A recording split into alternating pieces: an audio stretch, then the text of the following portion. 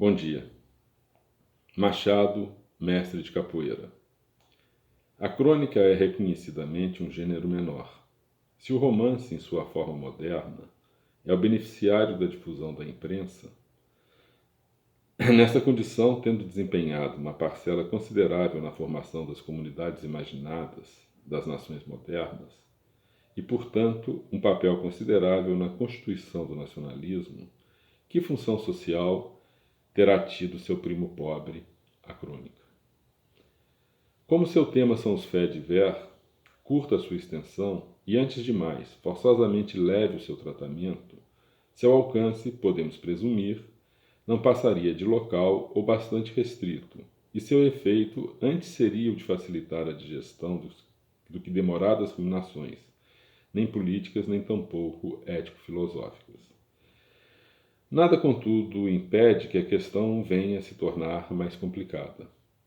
Se ela aqui se mostra simples, é por ser esta sua primeira formulação.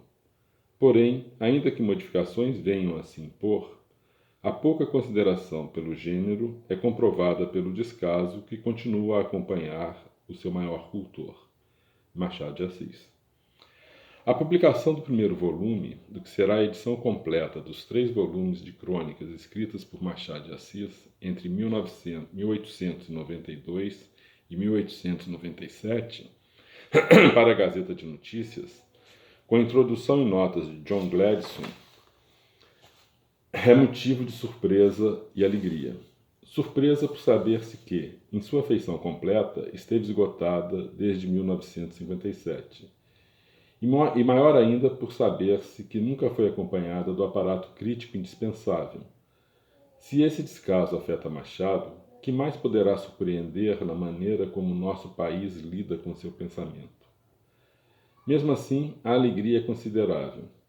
Eis um texto, ante quaisquer padrões, quase impecável, cujo aparato crítico-filosófico da responsabilidade desse raro especialista em nossas coisas, o professor inglês John Gladstone, é desde agora indispensável para a reconstituição do contexto histórico-social de crônicas compostas há um pouco mais de um século. Esse não é um trabalho de somenos, como pensarão cultores de fortuitas novidades, ou apenas laborioso. Ao invés, é imprescindível contra uma persistente imagem falsa de Machado. Para elogiá-lo ou para denegri-lo, costuma-se entendê-lo como um alheio, indiferente ou entediado do tempo e do país. A introdução e notas de Gladstone demonstram que essa é apenas uma meia-verdade. Pois, se há nas crônicas uma tendência para dar um pé atrás e ver as coisas sub espécie eternitatis, desculpem o latim.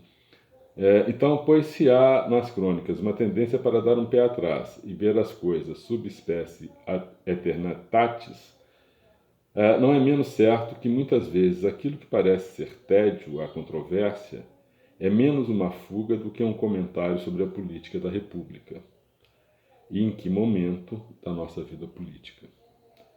Tendo sido o próprio estilo lapidar de Machado, cool, irônico e contido, o primeiro motor do engano.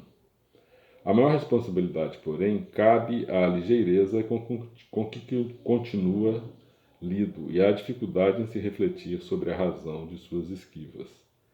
Já chamado por mim mesmo um mestre de palimpsestos, continuamos sem desconfiar de seus escavados abismos. No entanto, esses eram bastante explicáveis. Poucos meses antes da primeira crônica de A Semana, de 24 de maio de 1892, 2 golpes de Estado haviam se sucedido. O de 3 de novembro, quando Deodoro dissolveu a Câmara e proclamou o estado de sítio, e o contragolpe de 23 de novembro, que levou Floriano ao poder absoluto. A calmaria que marcara o segundo reinado, correspondente à estabilidade fundada no trabalho escravo, desaparecera de cena e o tumulto dos 2 primeiros golpes republicanos não se encerrou com a ascensão de Floriano. Ao contrário, as lutas pelo poder estadual no Rio Grande do Sul, a revolta da Armada com o bombardeio do Rio e as constantes ameaças de separação cujos ecos são patentes nas crônicas, mostram que a aparente frivolidade de A Semana é uma casca de banana onde costuma escorregar nossa seriedade. Ao terror político, expressão usada pelo próprio Machado, se acrescentavam as consequências do encilhamento. A especulação financeira que, desde o decreto de 17 de janeiro de 1890 até sua revogação em 23 de novembro de 1891, continuava, no período de A Semana, a provocar protestos e falências. Gladstone não tem só a lucidez de inserir na importância do fato para o Isaú e Jacó, de insistir na importância do fato para o Isaú e Jacó, como para o pessimismo machadiano, a quem a confusão financeira fazia mais consciente da completa falta de valores fundamentais, não só nas áreas da economia e da moral, como também noutras. As inseguranças política e financeira eram os aguilhões que espicaçavam a pena machadiana. O estilete se disfarçava em estilema para, como se fosse tão só palavra, graça e jogo, exprimir posições e convicções, ou mesmo hesitações. É a respeito exemplar a crônica de 29 de janeiro de 1893. Trata-se nela da destruição de um cortiço, próximo ao centro da cidade, que chegara a abrigar cerca de 4.000 pessoas. A iniciativa é do prefeito Barata Ribeiro, a quem, no início da crônica, Machado elogiara. Em seu correr, entretanto, alguma coisa interfere que perturba a aprovação. Cito Machado. Tudo ruiu, e para mais justeza bíblica, até carneiros saíram de dentro da cabeça de porco. Tal qual da outra Jericó saíram bois e jumentos.